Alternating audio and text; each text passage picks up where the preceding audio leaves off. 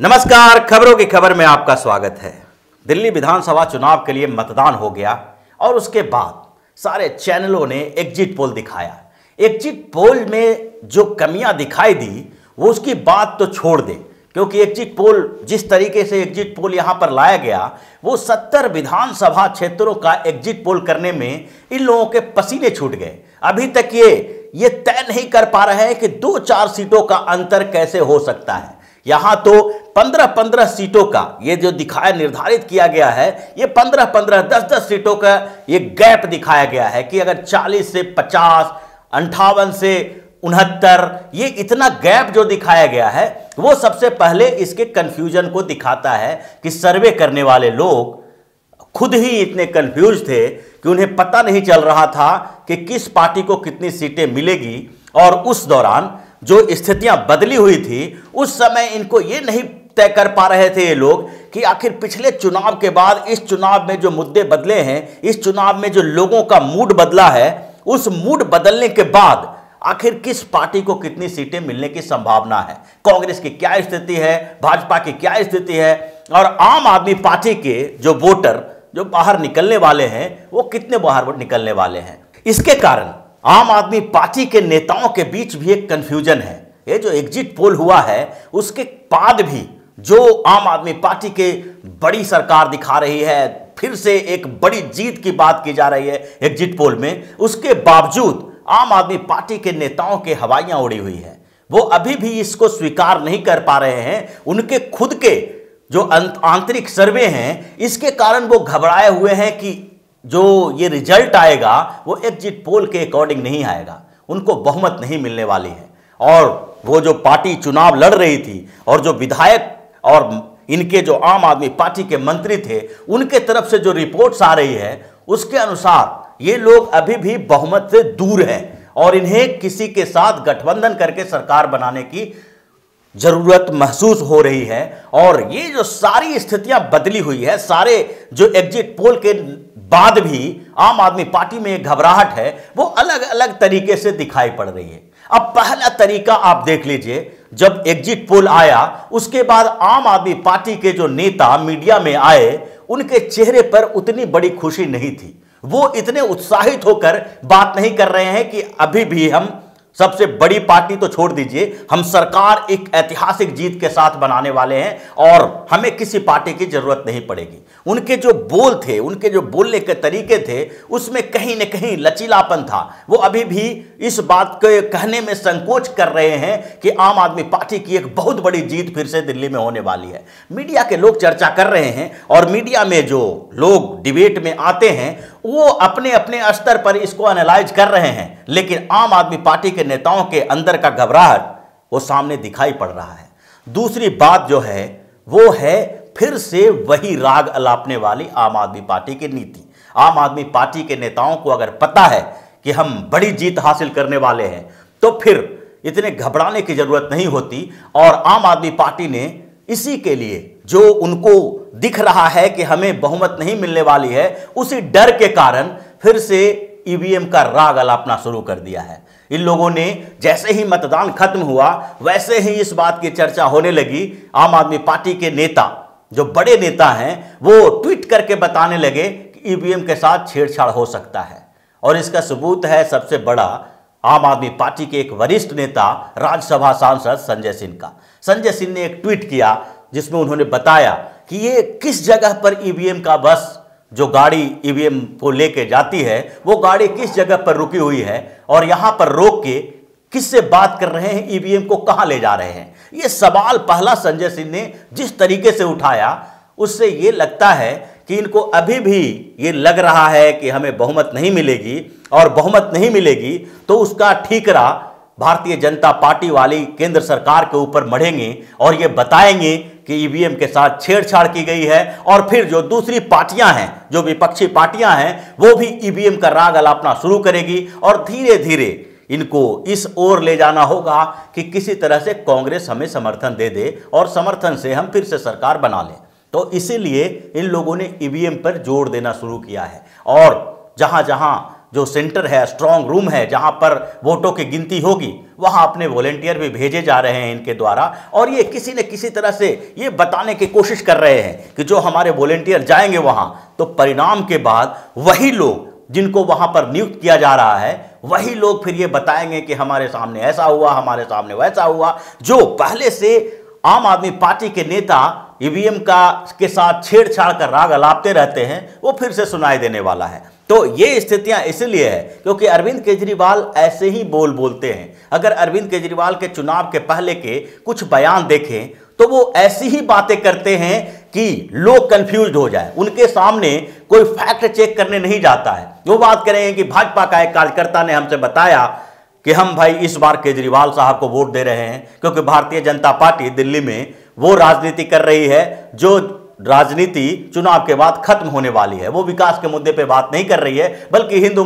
मुस्लिम कर रही है। और इसलिए आगे 5 साल में केजरीवाल हमारे साथ होंगे तो हम केजरीवाल को वोट देंगे। उनसे ये कोई सवाल नहीं करता मीडिया में कि आखिर वो व्यक्ति है कौन, आपने किसका इंटरव्यू लिया, उस व्यक्ति को सामने लाएं। ये मीडिया वही मीडिया है जो प्रधानमंत्री नरेंद्र मोदी के एक बयान पर, मन की बात में अगर कोई महिला कहती है कि किसान महिला जो है, अगर वो कहती है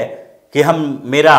जो इनकम था वो दुगना हो गया है नरेंद्र मोदी की सरकार के बाद और कृषि नीति के बाद, तो वो फैक्ट चेक करने के लिए दिल्ली से एक टीम चली जाती है छत्तीसगढ़, दिल्ली से एक टीम चली जाती है उत्तराखंड। तो इन दूर दूर दराज के क्षेत्रों में जाके इस फैक्ट का चेक करते हैं कि आखिरकार सही है या गलत। लेकिन अरविंद केजरीवाल जब ऐसी बातें बोलते हैं कि हमारे साथ ये सामने ऐसा हुआ, हमारे सामने वैसा हुआ, वो कहते हैं कि बेरोजगारी पर बात करते हुए बोल देते हैं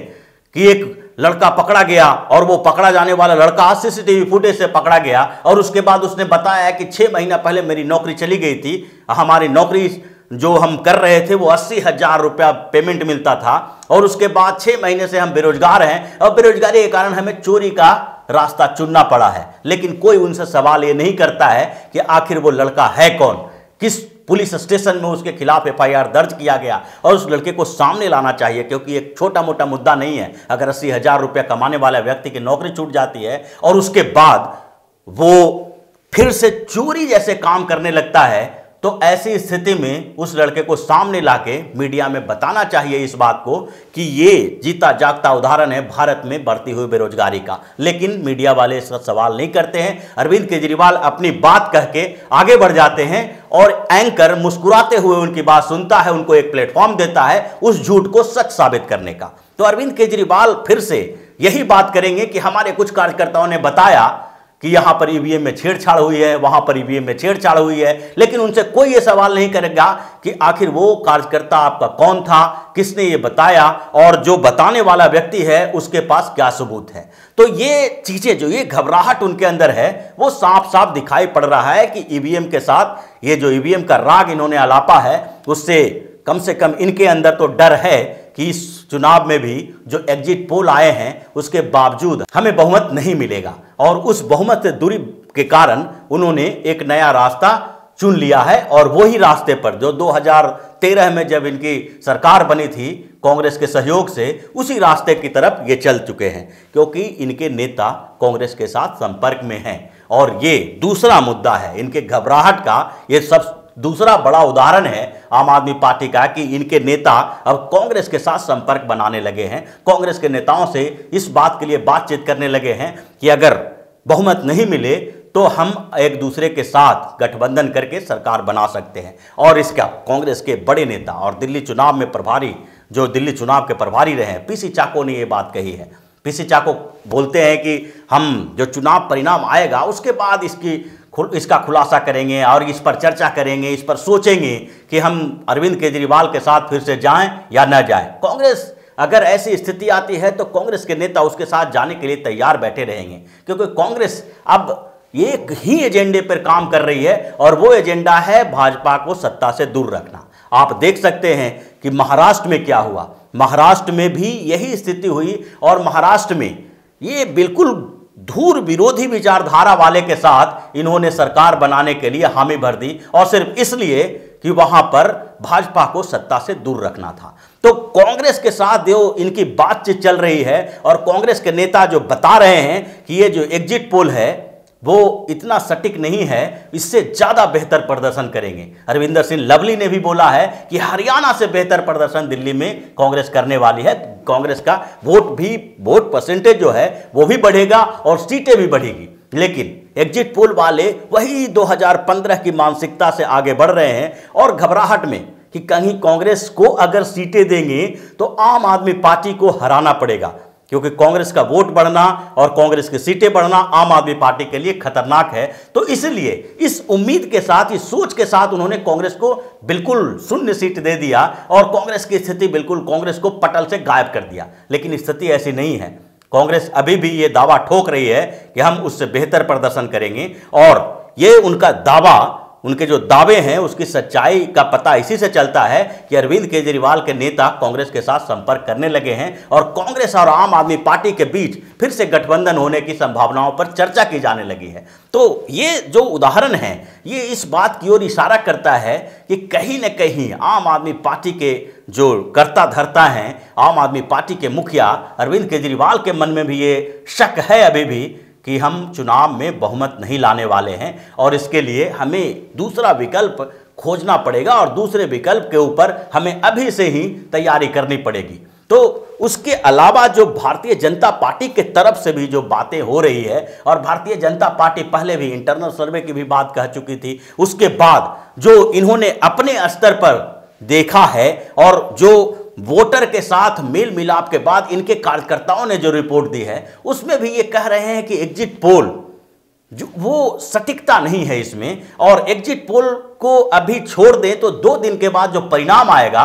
उसमें देखा जाएगा कि कितना परिणाम जो कैसे सटीक होता है और कितना चौंकाने वाला होता है। तो अभी जो कंफ्यूजन की स्थिति बनी हुई है उसमें सबसे ज़्यादा परेशान अरविंद केजरीवाल अभी भी हैं। अभी भी उनके चेहरे की हवाइयाँ उड़ी हुई है और ऐसा लगता है कि उनको बहुमत मिलने वाली नहीं है। तो इसी तरह की खबरों के साथ फिर से हाजिर होंगे, तब तक के लिए बने रहिए हमारे साथ और देते रहिए हमें सहयोग, ताकि इसी तरह की खबर हम आपके लिए लाते रहें। धन्यवाद। अगर आपको हमारा वीडियो पसंद आया हो तो इसे लाइक करें, हमारे चैनल को सब्सक्राइब करें और हाँ, बेल आइकन दबाना ना भूलें ताकि आप तक हमारे वीडियो की नोटिफिकेशन पहुंचती रहे। आप अपना सुझाव हमें कमेंट बॉक्स में दे सकते हैं। हमारे साथ जुड़ने के लिए शुक्रिया।